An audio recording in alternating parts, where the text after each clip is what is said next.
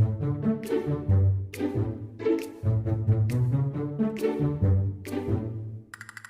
Assalamualaikum. My name is Nur Amira binti Amiruddin. Hey, Assalamualaikum. My name is Syaira Tunisa. Hi, my name is Muhammad Nafi Farhan. Hi, my name is Nazira Nafisa. Hi, my name is Muhammad Shukri Ali bin Sidi. The first question, why is the issue of income equality crucial to address during this COVID-19 pandemic? Income inequality is how unevenly income is distributed throughout population. According to Asia Pacific Employment and Social Outlook, which is APESO 2020 by International Labour Organization, which is ILO, it was estimated that 81 million job losses occurred in the Asia Pacific region due to the COVID-19 pandemic. Hence, the measure is not exception as during the crisis, the unemployment rate registered more than 4.5% as compared to the pre-crisis level or below 4.0%. Then this repercussion of COVID-19 has widened the income inequality gap in the country. Regarding the household income and basic amenities survey report 2019, the Department of Statistics Malaysia, which is DOSM, indicates that the value of the Gini coefficient had increased from 0.399 in 2016 to 0.407 in 2019. These statistics show that the income inequality in the country has gone up in 2019 when compared to 2016. Since the data is only gone up to 2019, with Malaysian economy is still struggling with during the COVID-19 pandemic period this year, the Gini coefficient must have increased. Logically, one will expect that the unemployment rate increase, the income inequality will be increased. Therefore, this is very crucial for the issues of income inequality need to be addressed. The first point is to eliminate poverty. Poverty happens when the people is deprived or lack of essential for minimum standard of well-being and life. So how this can be linked to the income inequality? When the income is distributed unequally, especially among the poor group, it will cause them getting paid below the income level. Hence, this will give them difficulty to escape from the poverty trap. This problem, followed by the economic slowdown, has impacted the livelihood and economic of the poor and vulnerable group, as many companies tend to close down, reduce salary and employment in order to cope with the COVID-19 crisis. Next, according to the Department of Statistics Malaysia, the absolute poverty rate in the country has risen 7.6% in 2016 to 5.6% in 2019. Plus, before the pandemic, income inequality had increased in Malaysia, which the coefficient value of Gini rose from 0.399 in 2016 to 0.407 in 2019. Hence, it is not possible if there is an increment of the rate with poverty and income inequality during this pandemic, as many workers have lost their income and many are being paid below the income level. Next, according to the International Monetary Fund (IMF), the pandemic has a different effect on the job of individual with different education and skill level. This unequal distribution and reduction in the income are usually involve the people who have low education, low skill, and low level in the employment, and most of them are from the poor and vulnerable group. So, this situation has pushed more families into absolute poverty and more likely to be struggling, as most of them do not have enough saving to face the pandemic crisis. The small income during the pandemic has run down their saving and increased the debt among the household due to the shortage of money for basic living expenses.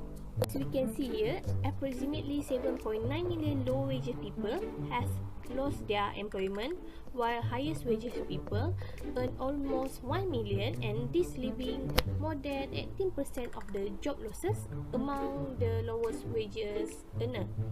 Whereby, in the other side, 1/3 middle income people has suffered a reduction in their income, whereby 1/3 of low income people were left without income at all. This uneven distribution of income and reduction in wages has put many households in difficult situation, as many of them from the low-wage population. As mentioned by the Department of Statistics Malaysia, at least 400,000 households who income below the PLI, which is RM2,208, will be considered poor. So this inequality situation can put many middle and low income people to fall in the poverty trap. Next, as mentioned by the senior economist of Institute for Democracy and Economic Affairs Malaysia, Adli Amirullah, the pandemic has made it visible for all to see how income inequality has highlight a major problem in the wealth gap between the three income classes. This can be seen when the government declare 6-month moratorium on loan or financing repayment to alleviate the monthly pressure of the individual and companies whose earning has been impacted by the pandemic. In this situation, the highest income group took advantage of the opportunity to invest in the stock market because they had extra cash, while the affected group choose to spend their money to survive. Throughout the period, the T20 classes median monthly income has been 3 times higher than the P14 classes. This shows that T20 household gain a significant amount in the income, while the B14 and M40 household are in a vulnerable position. Therefore, we can see the pandemic crisis has revealed the deeper class division in this country and threatened to leave a large group of low wages group in a long-term financial distress than rich white-collar group. The rise in inequality then become one of the starting point for someone to thrive in a valley of poverty, as it caused stagnant or even declining living standard for the middle and lower classes. In a way, income inequality among the poor and vulnerable need to be addressed during this COVID pandemic in order to prevent the socio-economic problem become worse. Small improvement in the distribution of income or the degree of inequality can have a major impact on the poverty reduction. For the next point is to eliminate health disparities. COVID-19 demonstrates that income inequality influences with disparities. Inequality of income causes health inequality among the least fortunate. Inadequate care are the reason why low incomes lead to poor health through several deprivations. According to World Health Organization, COVID-19 is dangerous for people who had existing health issue, which is especially frequent in the poor groups. This happens when the low income group does not have enough income to provide a good health care for themselves. Currently, growing health care expense in most emerging nations have put further demands. As a result, the inequality among the poor group and the rich are increased. Furthermore, according to health service research and managerial epidemiology state that with the increased frequency of chronic illness and the non-communicable disease, the low income has greater demand on the healthcare service. Health problem will reduce their person income and will increase their spending on their healthcare. The health disparities are extremely onerous for the low income, especially to the self-employed. They don't have the access to pay health benefit, and most of them does not have social protection schemes. In fact, low income does not allow them to have a self-insurance coverage. This causes any treatment and medications need to be covered by their own. COVID-19 pandemic is exposing long-standing healthcare disparities throughout the world, resulting in the increased illness and deaths in underserved populations. According to the research by United Nations Population Funds and the United Nations Children Funds, a low-income family will experience greater challenge in access to healthcare. According to their analysis, the COVID-19 caused food insecurity among low-income families and caused many low-income families to adopt less healthful diets. the low income has been related to several adverse health outcomes, as access to healthy foods and the quality of life are limited. According to the World Health Organization, to lower the risk of infection of COVID-19, a physical distance and the basic hygiene such as washing hands with the clean water will become a priority. However, to their situation, this task may not be easy because many people at the housing project PPR resident, usually low-income families, they live in the overcrowded with the inadequate amenities and service. This is increasing the risk of the infections. The inequality needs to be addressed so that everyone, especially the low-income group, has a healthy system to be more responsive in providing care. This is to ensure that the needs of this income are made sufficient for them to be survive in this pandemics. It will be well enough equipment to endure any further strains on the global health in the future. Third point is to reduce household debt. Income inequality makes nations more vulnerable to financial crisis by increasing debt leverage of almost everyone except the wealthiest household.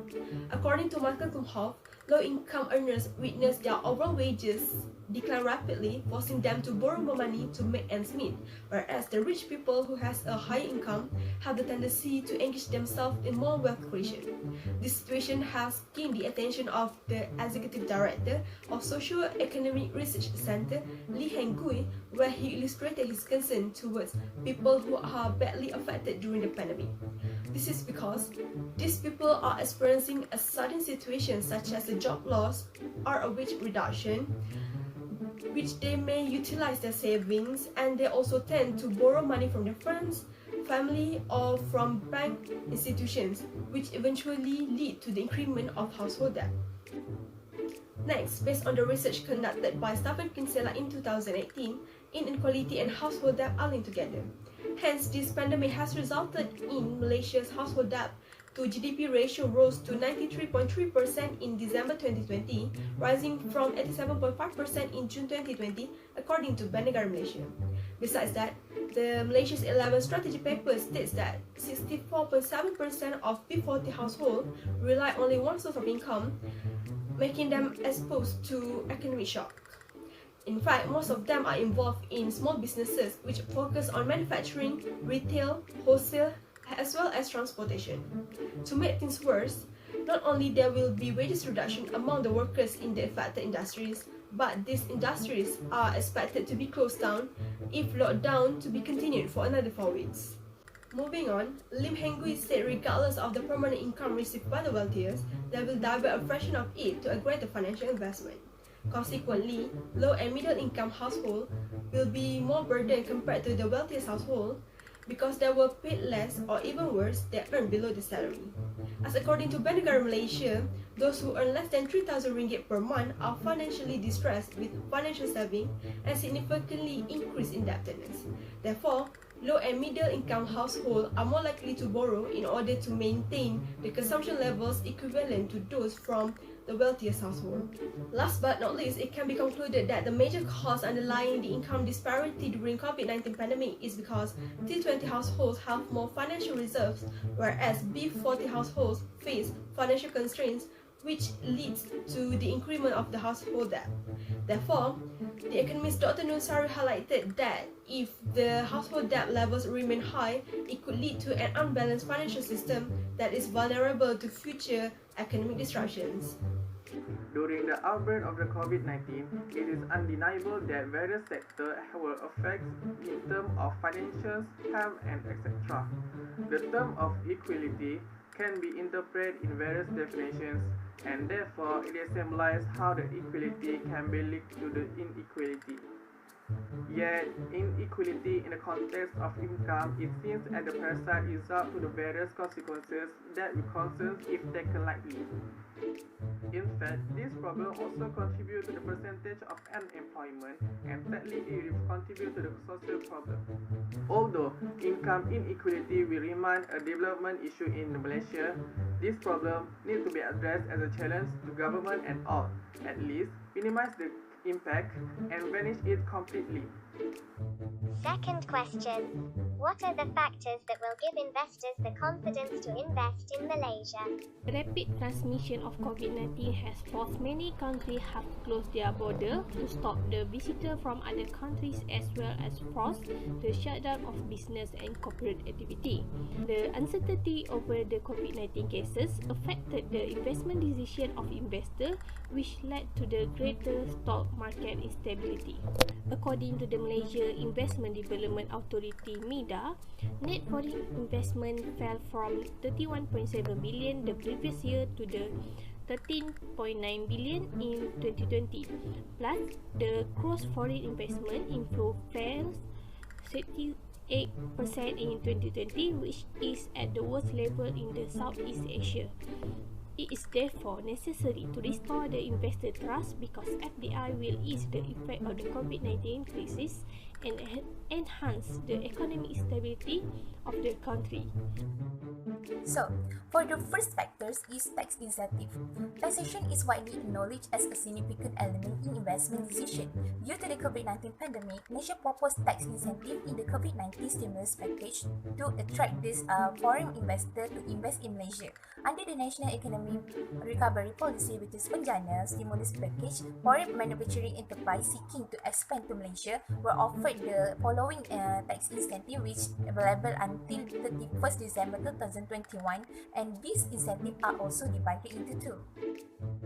The first incentive is a full income tax exemption with 0% tax rate for new manufacturing investment. The number of years with a manufacturing company is eligible for the complete income tax exemption is determined by the value of the company capital investment, which includes a 10-year tax exemption if the firm spend between 300 million and 500 million in investment within 3 years of the incentive approval, and also 15-year tax exemption if the firm invests more than 500 million in capital within 3 years of the incentive acceptance. According to Prime Minister of Malaysia, which is Tan Sri Muhyiddin Yassin, he said that this incentive is available if the company relocates and begin the operation within 1 year of receiving approval. Meanwhile, for the second incentive is 100% investment tax allowance. On this part, qualifying Malaysian companies that transfer their foreign facilities to Malaysia will be eligible for 5 years investment tax exemption of 100%.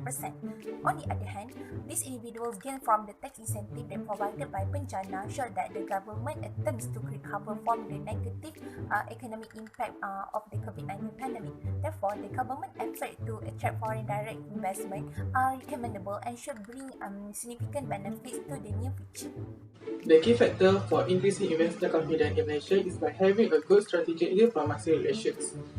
Diplomacy is a process through which a government engages with the international audience and will establish a foreign policy agreement that binds between the parties. By having a good diplomacy relations, the rate of foreign investor can be significantly increased and affect the national economic growth. This can be seen through the diplomatic relations between Malaysia and China through the strategic partnership between Geely and Proton, and this results to the 112% increase of the sale in 2019 compared to 2018. Additionally, this strategic partnership can be utilized by Malaysian local vendors to penetrate the foreign market. In this result, is a growth of the export for the local vendor for 2018, which is reaching the RM12 billion compared to 11.6 billion in 2017. However, Malaysia once recorded a decline in the FDI for 68% for 2018, and this decline is related to the government takeover in PRU14. The main contributing factor of this problem are PH failure to uphold policies and diplomatic relations, their willingness to break the promise and encourage strategies.